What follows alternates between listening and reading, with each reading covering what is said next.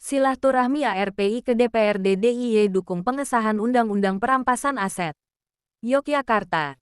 Cakrainvestigasi.com Aliansi Rakyat Peduli Indonesia menggelar aksi silaturahmi ke DPRD DIY. Jumat tanggal 5 September tahun 2025. Dalam silaturahminya ARPI mendukung dan mengasih masukan kepada DPRD DIY. Salah satunya untuk pengesahan Undang-Undang Perampasan Aset bagi para koruptor. Selengkapnya inilah laporan Mas Pai dari DPRD DIY.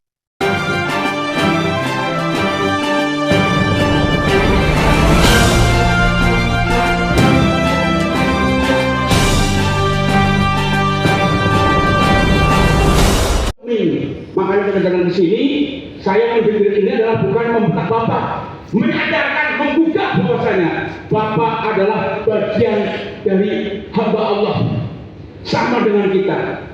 Tolong perhatikan.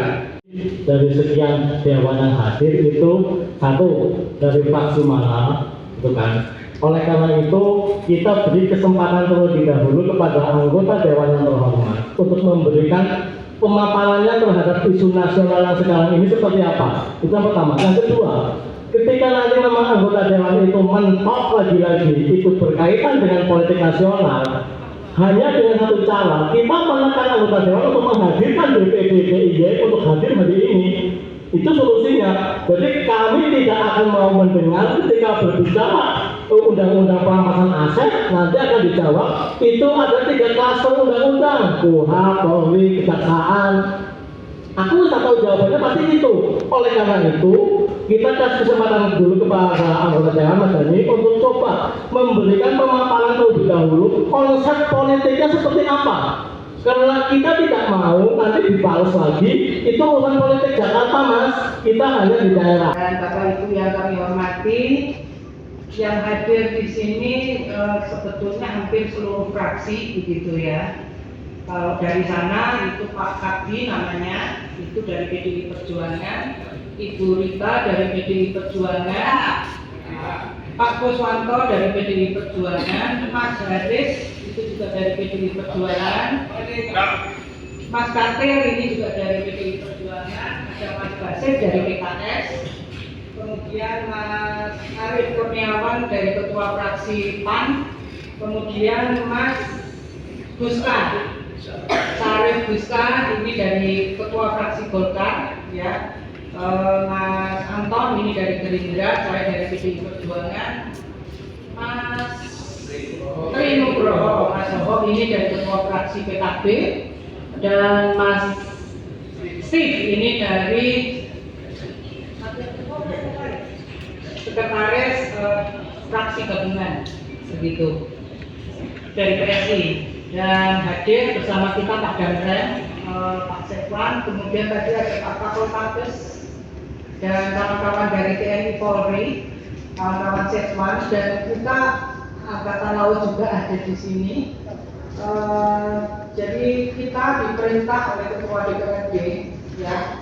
Jadi hari Minggu kemarin kita rapat pimpinan ya DPRD untuk diminta hadir seluruh anggota DPRD mulai tanggal 1 sampai hari ini gitu. Dalam rangka apa? Dalam rangka menyambut kalau nanti ada aksi dari Bapak Ibu yang hadir di DPRD gitu. Alhamdulillah kami masih bisa menemui ya Bapak Ibu mulai dari tanggal 1 sampai hari ini.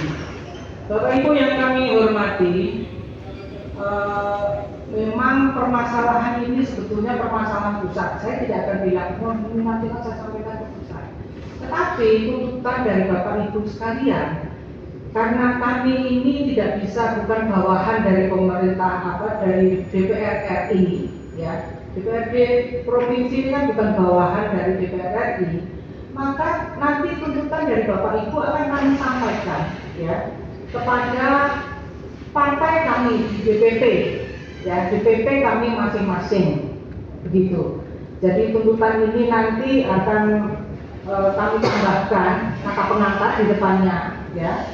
Karena ini sudah mewakili hampir seluruh fraksi, artinya nanti tuntutan ini akan kami sampaikan ke DPP PDI Perjuangan maupun mungkin DPP PKB dari PSI begitu ya, kemudian nanti juga dari Gerindra, dari Golkar, dari PAN dan dari PKS. Jadi kita akan menyampaikan karena kami setuju tuntutan yang disampaikan oleh Bapak Ibu sekalian, yaitu tentang tentang undang RUU perampasan aset, itu kami setuju ya. Kemudian RUU masyarakat adat, kita semua tahu IKN kemarin juga banyak menggusur masyarakat adat ya. Dan ini menjadi kecermatan kita yang ada di daerah. Kita mendiskusikan di daerah ini.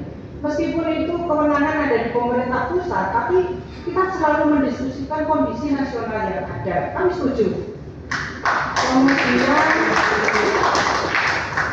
RUU perlindungan pekerja rumah tangga itu kami setuju. Ya, karena kami ikut mendorong kemarin perwal ya dan pergub yang ada di DIY ini tentang perlindungan PRT ya. Kemudian turunkan harga sembako, kami akan sampaikan nanti kepada DPP PDI Perjuangan beserta kawan-kawan nanti dari DPP masing-masing. Kemudian turunkan biaya pendidikan, setuju ya. Turunkan beban pajak. Bapak Ibu yang kami hormati, kami ini ya, kita ini kan selalu ada reses Bapak Ibu. Itu juga kena, sudah PPh dan PPN ya. Jadi kita akan turun ke masyarakat pun sebetulnya itu juga terkena, tapi kan kita nggak elok kalau kita wah kita kena ini pajak ini, kena Pak. Jadi jangan khawatir, Bapak saja, Bapak Ibu saja, tapi kami juga kena di sini ya. Kemudian beri jaminan keselamatan untuk seluruh rakyat. Kami setuju bahwa masyarakat sipil ini memang harus kuat di Indonesia. Mengapa? Karena kita ini harus selalu mencermati setiap kebijakan, baik yang di pusat maupun yang ada di daerah. Daerah itu mungkin provinsi ataupun mungkin kabupaten kota. Tadi misalnya yang di Sleman ya, berkaitan dengan masalah pertanahan. Kami setuju bahwa sebetulnya masalah pertanahan ini bukan hanya terjadi di Sleman, tapi juga kemarin di Bantul juga muncul masalah itu, begitu. Jadi kalau kemudian masalah pertanahan ini untuk dilakukan advokasi, kami setuju. Oke.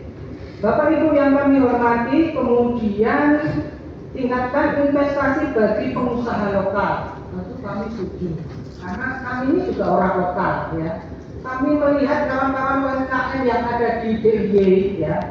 Kemudian bukan hanya di provinsi tapi yang ada di kabupaten kota juga semua terkena. Kita semua merasakan kok harga cabai itu naik, harga bawang itu naik, gitu. Dan masyarakat semua terkena. Kami ikut prihatin dan kami akan memperjuangkan harapan dan keinginan Bapak Ibu sekalian.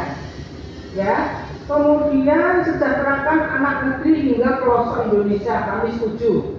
Karena sampai hari ini sebetulnya daerah yang tertinggal, terpinggirkan, satu lagi apa itu sebetulnya juga belum ada realisasi untuk yang sekarang ini mungkin bagian imigrasi saja kantornya yang sudah bagus begitu ya.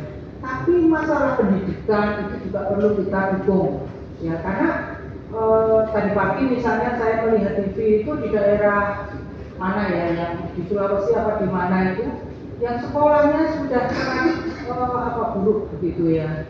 Padahal kita pengen katanya 2045 itu sebagai nanti akan muncul generasi emas. Mana itu emas? Kalau hari ini saja kita sudah tidak perhatikan. Maka saya memberikan dukungan kepada anak-anak kita yang berada Papua tentu saja.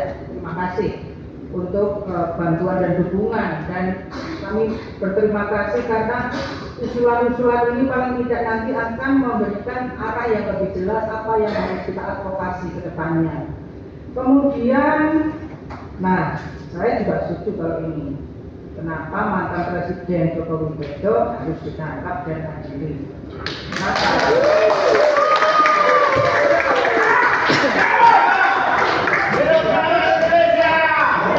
Posisi politik PDI Perjuangan sangat jelas.